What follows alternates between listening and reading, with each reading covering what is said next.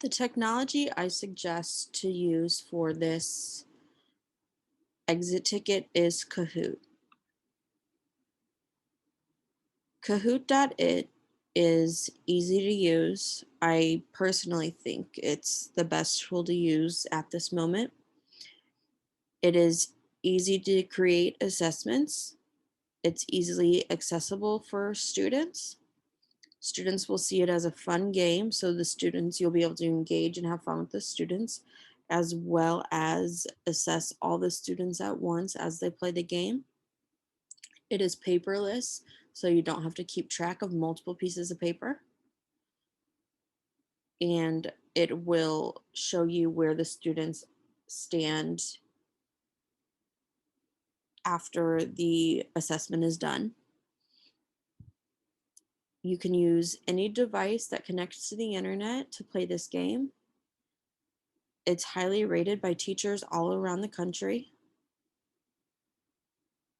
Additional reasons to use kahoot.it: it's free, it's easy to create an account, you can create multiple quizzes, so if you have other classes, you can use it for them too, and it offers templates as well. So I'll go ahead and show you how to use it. The first thing you have to do is go to getkahoot.com and make an account. It's easy. It takes less than 30 seconds. All you do is type in your email and your password, and then you come to this screen. So it offers these three and the free down here. You could get the premiums if you wanted, and they are per teacher, not per school, or you could do per school. Um, but we're just going to go ahead and use the free one. So we'll come down to continue for free.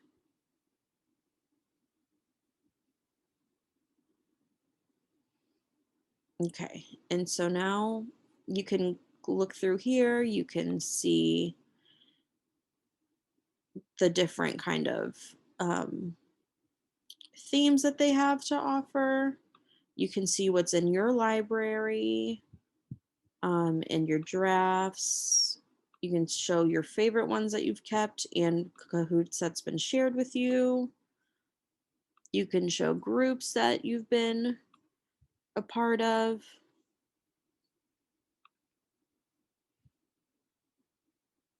And you can find other Kahoots as well over here.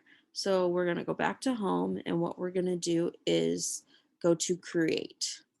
Now we're going to create Kahoot. And so you will either be able to just start from scratch, or you can do a template. Since this is a template or since we are talking about formative assessment, I'm going to go ahead and show you formative assessment first, and then I'll show you this one later. So we'll go ahead and start for formative assessment.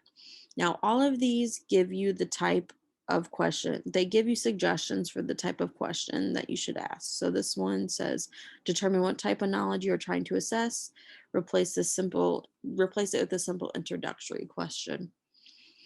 So we'll just say something like, what class are we in now?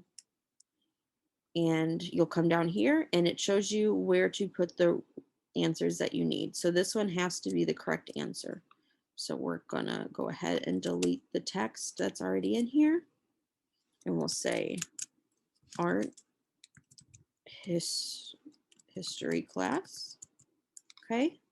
Now we'll have to put in wrong answers. So we'll just do math, science,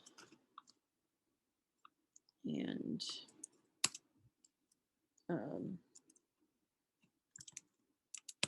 homeroom. So then you can also put in pictures, or you can remove a picture. I'll go ahead and show you how to put in a picture. In order to put in a picture, you do have to remove the picture that they already put in. So you'll go ahead and go to remove, insert, and find media. Now you can either add images that they provide from Getty Images,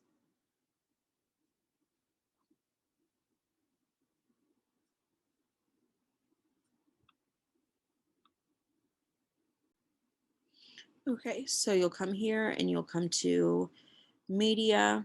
Now, it won't let you insert images provided by Getty Images. You would have to upgrade your plan, but you are able to, however, upload an image. So if you have an image that you find on Google or something, you can come and upload it, and you'll find it over here. You upload it and it'll show up in your slide. Or you can come over here and you can use GIFs for free. So we'll come over here and we'll just type art. And we'll just, let's say we'll just put that one in there. So now there's a GIF of art.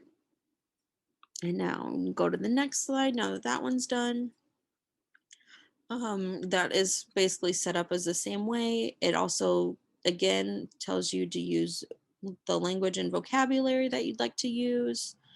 Um, if you'd want to, I'm going to show you also how you can crop an image. So we'll go ahead and do that with this one. So you can zoom in, zoom out. You can change the way that it's set up. You can change it to portrait, square, circle, however you want. We'll just save it as circle. And you can see how it is a circle. Okay, now we will come to this one, and it suggests a true or false question. So we'll just go and say true or here, we won't do that. We'll just say, are you in art class right now? And the answer would be true. And I don't think for this one you need a picture, so you can just remove and that's it. You don't need to do anything else. And then the same thing, it goes and offers you more suggestions. You can add a slide if you would like, or add a question. We'll go to add slide. And all of these are, you'd have to add on. So you could add just classic slide. And this would be just for a picture or something like that, not an actual question. If you wanted to add a question, you'd have to come over here to add question. And you would be able to choose true or false or quiz, because these are all the paid for assessments. So we can just do quiz, and you would just type in your question, and there's that. You also have the option to choose themes over here. These are the free themes. These are the added on themes. So I'll just go ahead and show you these. Since we're close to Halloween, I'll go ahead and just click the Halloween theme. Now that went and changed all of your questions to a Halloween, or your backgrounds to Halloween themed. And you can see it with here. Okay. And if you wanted to preview what it would look like to the students, you come over here and you click preview. And now you can see over here is how you see how many students have answered. Over here, it tells you how long they have to answer the question. And it says once all the students have answered the question, even if it's before that 20 seconds, it'll show you the right answer.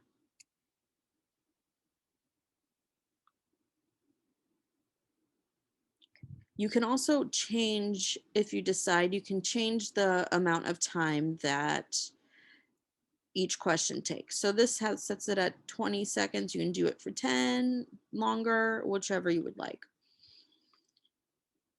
And so then when the students answer these questions, they'll be set up as a point system. Now you can choose each question for how many points it's worth. You can do the standard amount that they choose, twice the amount, or just no points. I would suggest doing the standard or double, because the kids have more fun whenever they feel like it's a competition. And you can either do single, or you can only do single questions. But if you wanted to do if you wanted to do multiple correct answers, you would have to upgrade your account, but you can just do single select with those. Okay.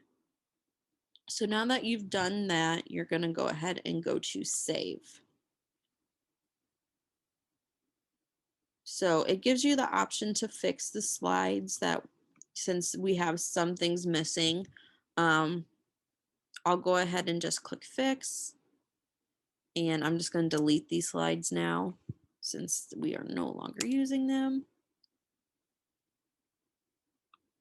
Just come over here to trash, click delete, and then same thing, we'll just delete. Okay, now that that's done, you can also, now we'll go to save.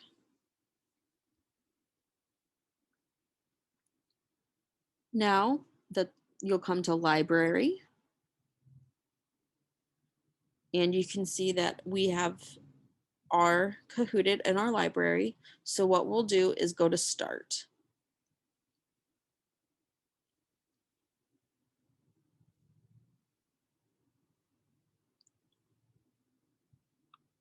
Now they can either do team mode or they can do classic mode. But because you want the students, you want to assess all the students, I suggest doing the classic mode. So a game pin will pop up right here, and students can either use the QR code over here. Turn off this music. Okay. So the students can either use the QR code and you can expand it by clicking that, or they can type in the pin. So I'm going to go ahead and get on my phone and get on Kahoot it, and I'm going to type in the pin.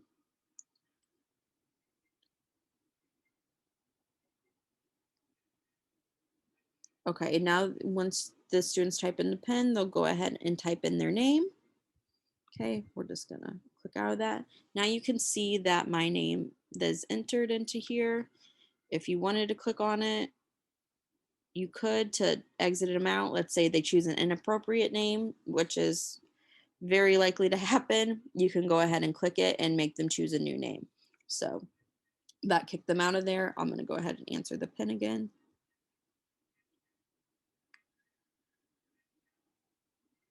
Okay, now we'll go back.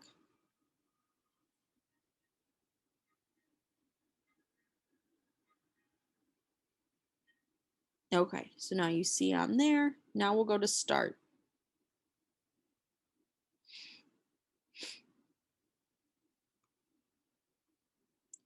It'll count down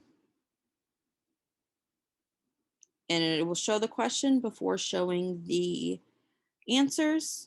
And as you can see, this is what it looks like now. And we are in art history class. So on my phone, I will go ahead and click the correct answer. And it shows the correct answer. And we'll go to next. And it shows you, it'll show you the rankings of the students. Whichever student clicks it, the correct answer the soonest will get the higher points. So we'll go to next again. We'll answer the next question as well. It'll do this. And we'll go to click the correct answer.